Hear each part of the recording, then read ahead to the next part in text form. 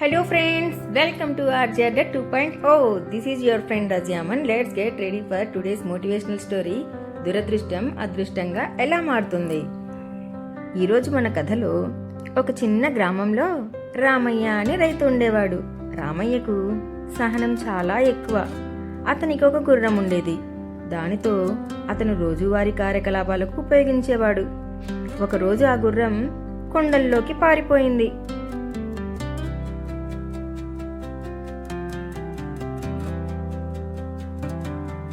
ఇరుగు పొరుగు వారు వచ్చి, అయ్యో పాపం, ఎంత దారుణం, బ్యాడ్ లక్ అని అన్నారు. గుర్రం పారిపోయిందని వాపోయారు. సహనం గల రామయ్య ప్రశాంతంగా, అదృష్టమో దురదృష్టమో ఏమో ఎవరికి తెలుసు అన్నాడు. కొన్ని రోజుల తర్వాత ఆ గుర్రం తిరిగి వచ్చింది. రావడమే కాదు, వస్తూ వస్తూ గుర్రాల గుంపును వెంట తెచ్చుకుంది. ఇప్పుడు రైతు దగ్గర చాలా గుర్రాలున్నాయి. ఇరుగు పొరుగు వారు మళ్ళీ వచ్చి, ఎంత అదృష్టం, ఒక గుర్రం పోయిందనుకుంటే ఇన్ని గుర్రాలు వచ్చేశాయి, మీరు చాలా అదృష్టవంతులు రామయ్య అని అన్నారు. రామయ్య ప్రశాంతంగా నవ్వి ఊరుకున్నాడు. రామయ్య కొడుకు రవికి ఎప్పటి నుండో కోరిక, అడవి గుర్రాల మీద స్వారీ చేయాలని కోరికుండేది. ఇప్పుడు వచ్చిన అడవి గుర్రాల్లో ఒక దానిపై స్వారీకి వెళ్ళాడు.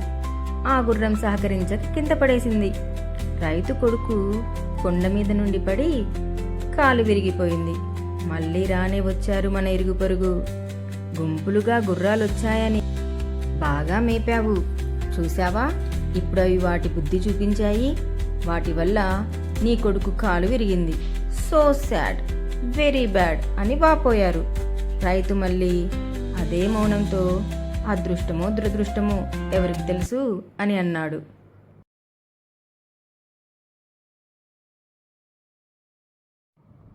ఇదిలా ఉండగా దేశంలో యుద్ధం మొదలయ్యింది. సైన్యం అనివార్యమయ్యింది.